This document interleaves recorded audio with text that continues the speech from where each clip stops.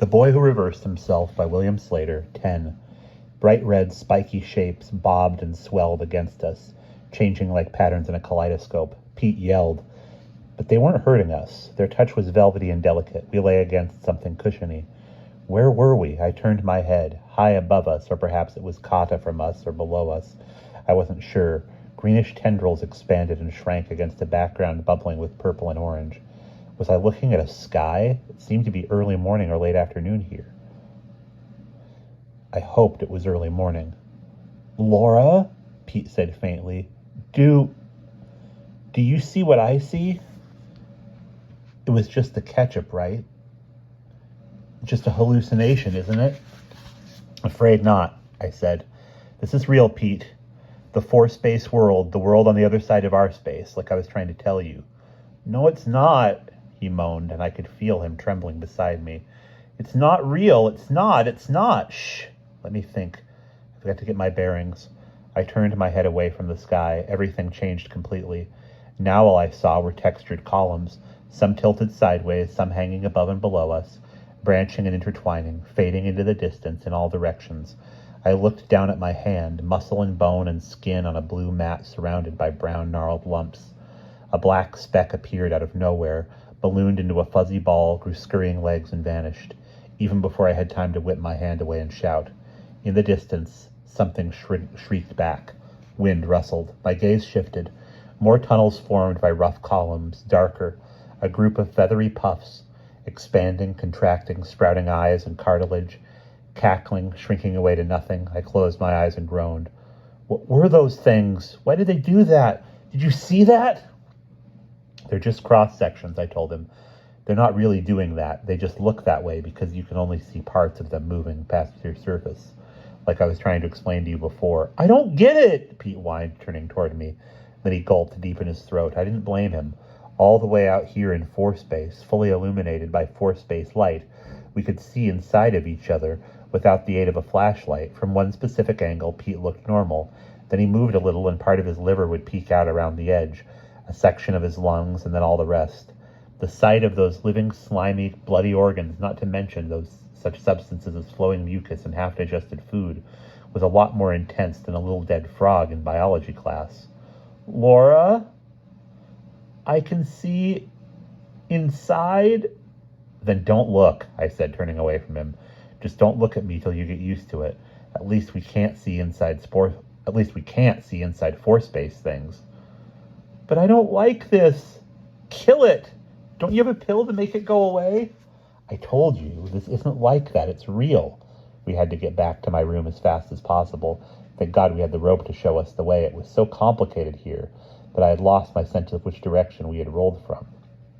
The rope was all tangled around us. I stood up and got Pete to his feet.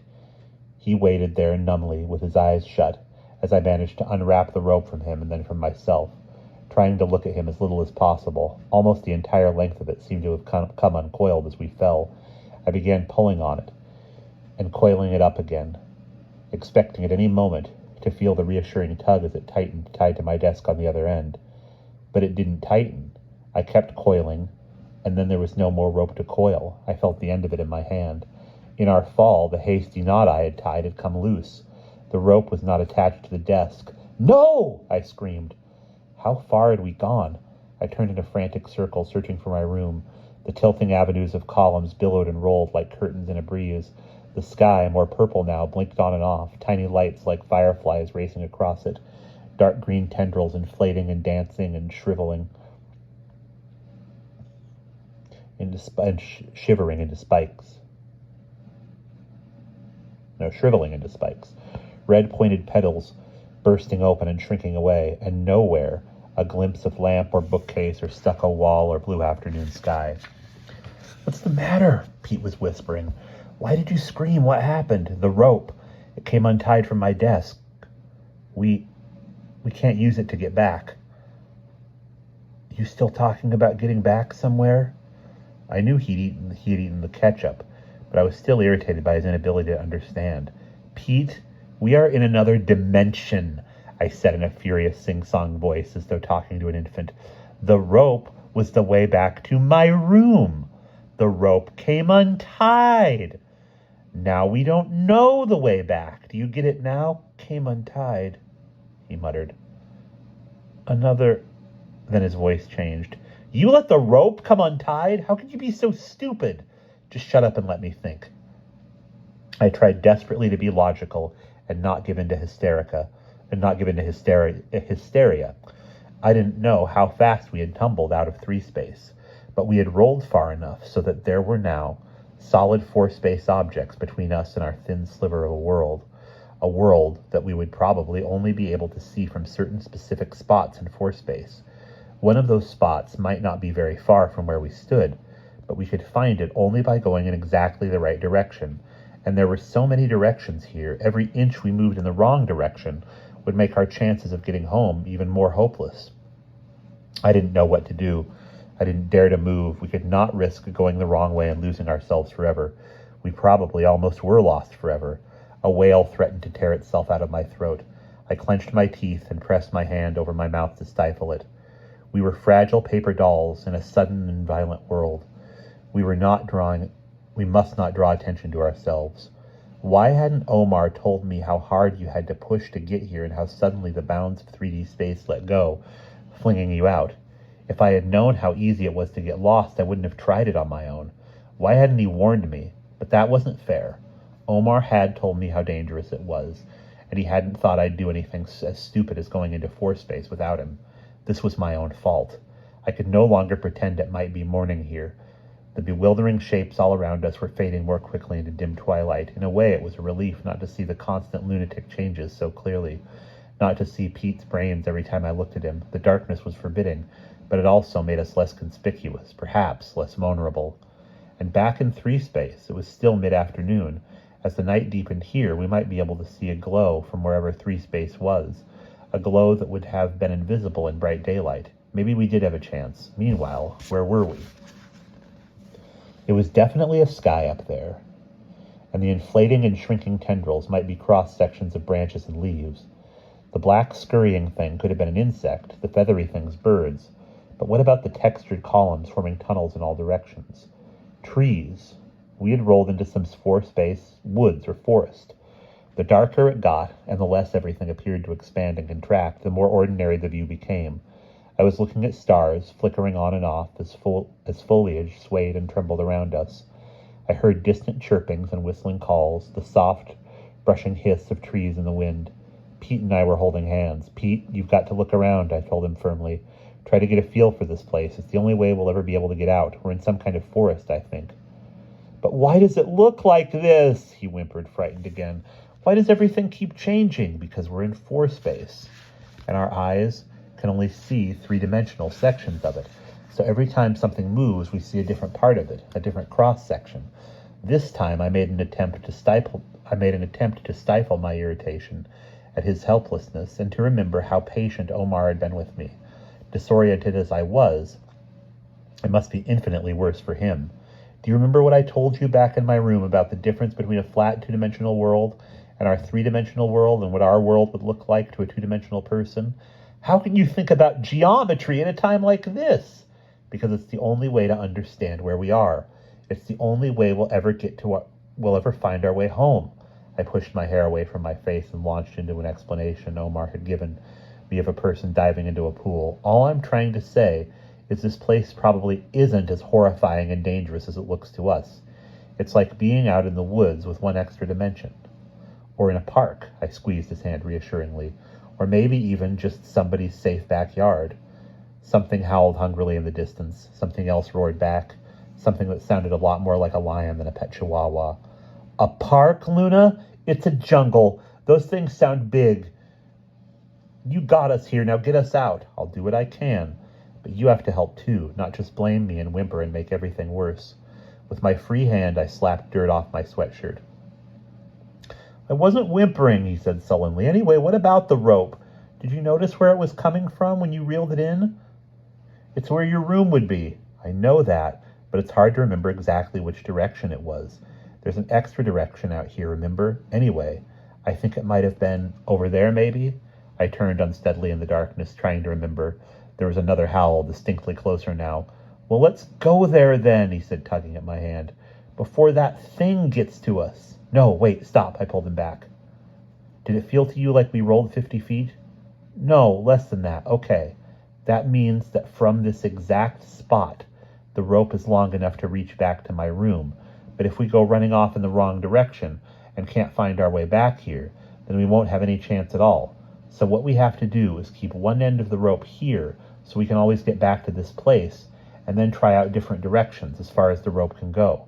That's the only way of making sure we'll get back. Oh, he said. It was too dark to see him, but I recognized the petulant edge to his voice that meant he resented me for being right. Okay, then. Let's just tie it to a tree, he said. Or a root. I know I saw, then I remembered something Omar had told me. The rope came untied from both our belts. If you weren't so lousy at knots, we wouldn't be in this mess. You're full of it, I said, kicking force-based dirt at him. I didn't tie a good knot at my desk because you were pawing at me. But I tied good knots around our belts, and they came untied. The only reason we didn't lose each other was because we were holding hands. Knots don't work in force space.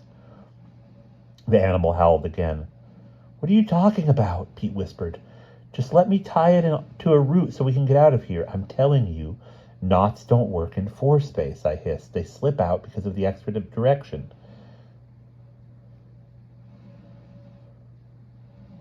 You can knot a plane like a piece of paper, but you can't knot a rope.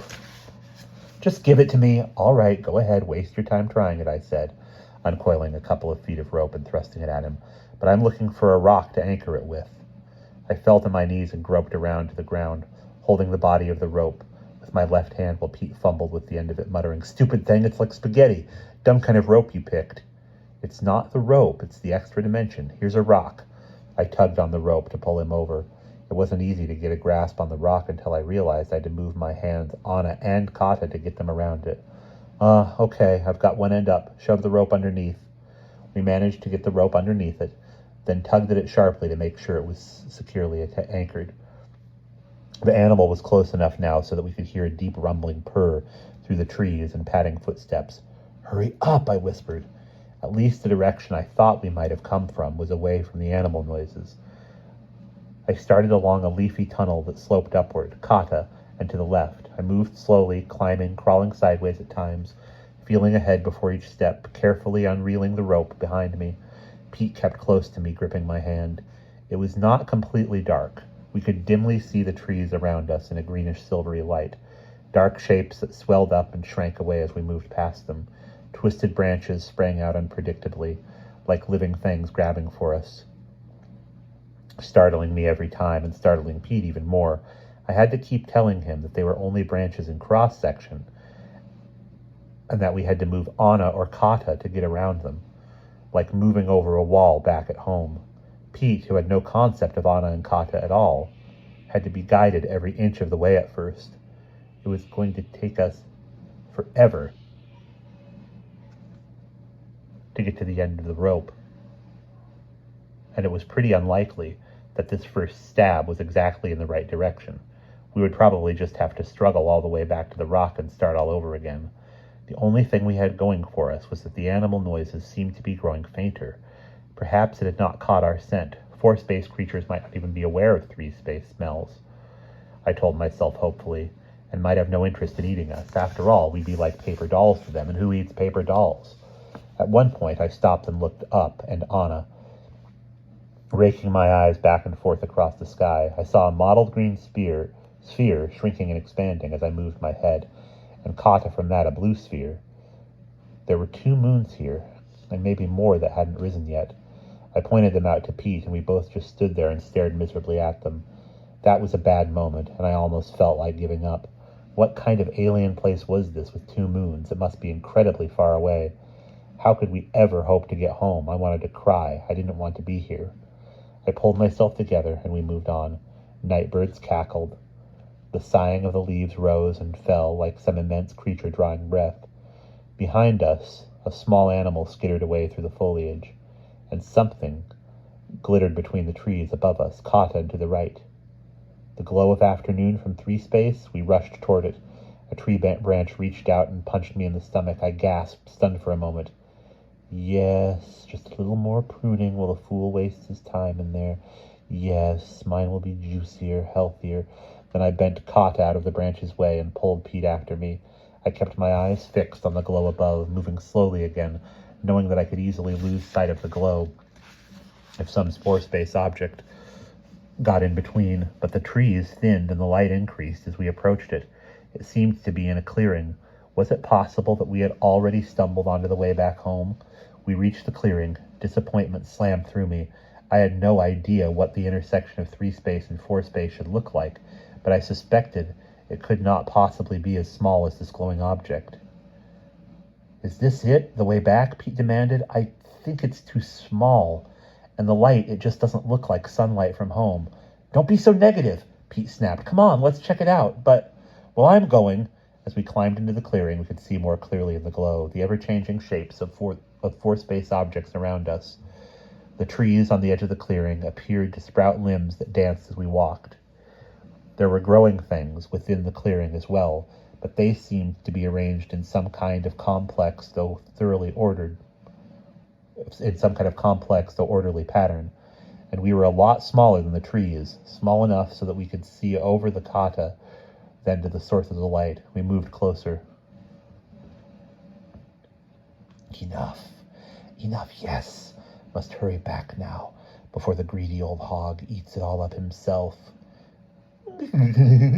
I froze. Wait, did you see that? That dark shape, like something moving away through the trees over there. I felt the beginnings of a nightmare panic. The movement, had I really seen it? Had it been so hulking and strange? And yet... And I just had the funniest feeling, Pete. Like a kind of voice inside my head. You're imagining things. Come on, I want a closer look. Maybe it had been my imagination, and I wanted a closer look myself. The glowing object sat upon a 4-space rock that bubbled and squirmed in a typical 4-space style as we approached. So too did the source of light, a transparent crystalline thing with a bright bluish flickering inside it. Changed shape as we moved. For one moment, it would be a simple, familiar cube. Then, as we took a step closer, an edge would split to reveal 2 more faces within. Another step and a corner would open out into a multifaceted star.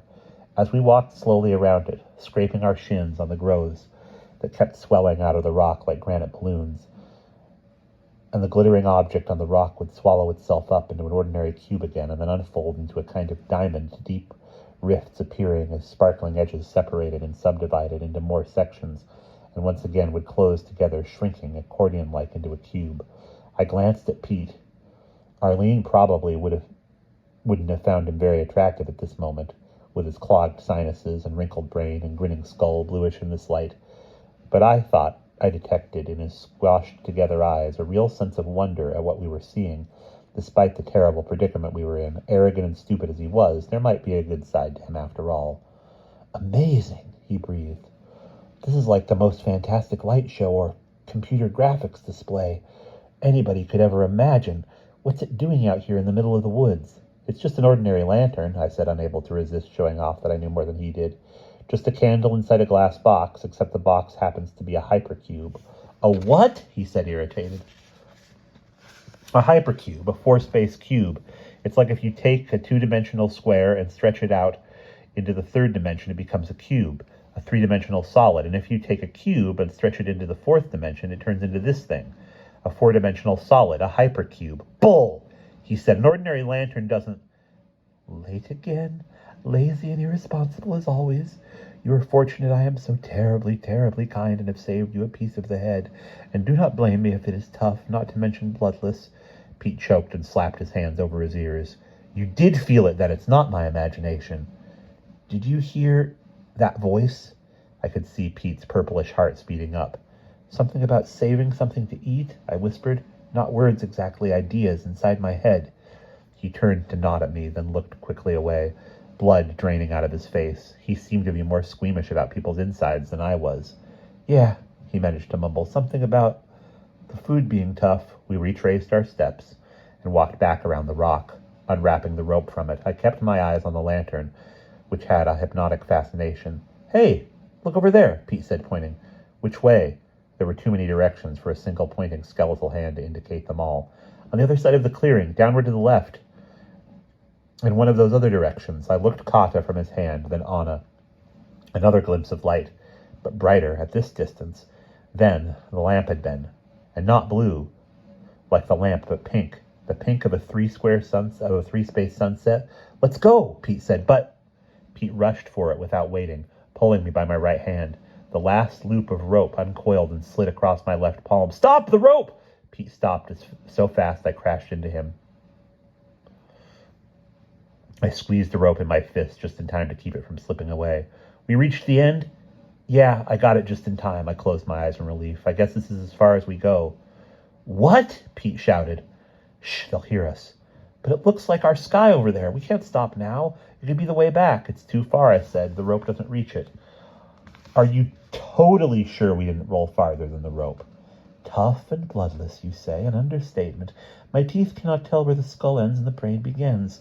Thanks to you for being so late. And what, by the way, were you doing out there? I can always tell when you're hiding something, Milish one. There it is again. I know. We were still close enough to the lantern so that I could see Pete's jaw tighten and each individual tooth grind against another tooth. But are you sure we didn't roll any farther than the length of the rope, he said. I thought I was sure. It wasn't easy to think clearly under the circumstances. But I guess it's possible we could have rolled farther. Then let's go check out that light. I bet it's the way back. I just have this feeling. And lose the rope? I said, horrified. Pete, it's our only connection to the place where we landed. If we leave the rope and the light isn't the way home, then we'll never find it again. We'll never get back, for sure. Never find the rope again, he said a little smugly. Think, Laura. Just leave the end of the rope on that rock where the lantern is. Then, if this isn't the way home, the lantern will show us where the rope is. Oh, he did have a point. But there was still something he hadn't thought of. All right, but if that pink light isn't the way home, then what is it? This lantern, those thoughts inside our heads, maybe it's a house, Pete. Maybe somebody lives there. Yeah, maybe somebody does, he said, shrugging. And then they can help us, show us the real way back if this isn't it. That's what you're supposed to do when you're lost in the woods. Go for the light, not run away from it. I remembered what Omar had said about having to be killed if you got caught in force space. It seemed a lot easier to believe at this moment than it had been back at home. But this isn't just the woods, Pete, I said. This is force space. Couldn't he understand? You don't know what kind of creatures live here. I've seen them. They're gross. Just as well for you. You do not eat much, my toad-faced friend. You have been growing quite repulsively fat recently. Do not deceive yourself that I have not noticed it. That might be what lives here, I said, fighting to push the invading thoughts out of my mind. It doesn't sound too friendly. We don't have to go barging in on it, just close enough to see. And if it's not the way home and it looks dangerous, then we'll just come back here to the lantern and get the rope. But I didn't like his plan. Still, we did have to make sure that the pink light wasn't the way home, and the lantern would guide us back to the rope. All right, I said. We went back to the rock and carefully set the rope down on it. We hurried across the clearing in the direction of the light.